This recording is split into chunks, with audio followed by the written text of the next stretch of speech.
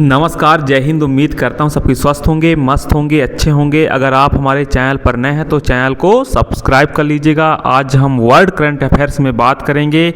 भारत और रूस के बीच T-72 टैंक की डील हुई है, जो कि अब तक की बहुत बड़ी डील मानी जा रही है। रक्षा मंत्रालय ने भारतीय सेना के T-72 टैंकों के लिए सबसे अधिक शक्तिशाली 1000 HP इंजन की खरीद की, आप लोग सोच सकते हैं। और जो यह डील है, रूस के रोसोब्रोन एक्सपोर्ट के साथ $248 मिलियन का कॉन्ट्रैक्ट किया है।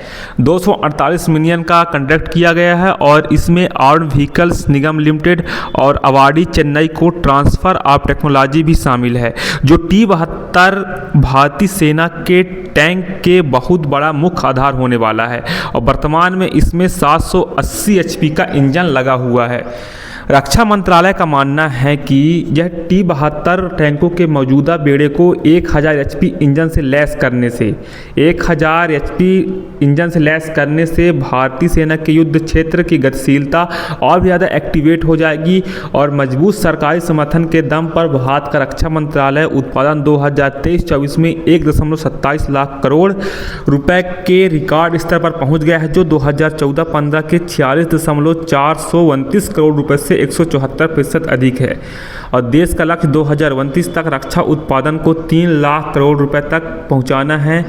और साथ में आप लोग जानते हैं, भारत के जो रक्षा मंत्री हैं उन्होंने आत्मनिर्भर का जो स्कीम चल रहा है वो तो चल ही रहा है और देश 2029-30 तक रक्षा निर्यात में 50,000 करोड़ तक पहुंचने का अग्रसर है। जो भारत की जो रक्षा मंत्रालय जो डिफेंस बजट है काफ़ी ज़्यादा बढ़ती जा रही है। जो भारत की डिफेंस सिस्टम है वह और भी बढ़ते जा रहे हैं, तो इस हिसाब से आप लोग सोच सकते हैं जो डिफेंस है वह भारत का काफ़ी ज़्यादा प्रोसेस हो रहा है।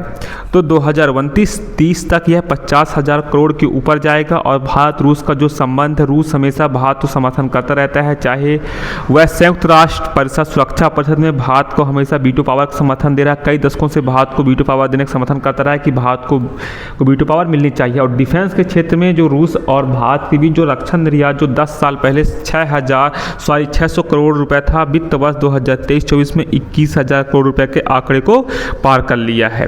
और साथ में 2029-30 तक रक्षा निर्यात 50,000 करोड़ रुपए तक पहुंच जाएगा। 2030-29-30 तक 50,000 करोड़ तक पहुंचने की अनुमान लगाई जा रही है। अब देखने वाली बात है कि ये जो डिफेंस बजट है और ज़्यादा कितने सिस्टम हैं, और जो डिफेंस के क्षेत्र में देखा जाए रक्षा मंत्रालय इस समय काफ़ी ज़्यादा एक्टिवेट हो रहा है, क्योंकि बहुत सारे जितने सारे फाइटर जेट हैं उनको भी अपग्रेड किया जा रहा है, तो उसमें भी बहुत सारा खर्चा आ रहा है।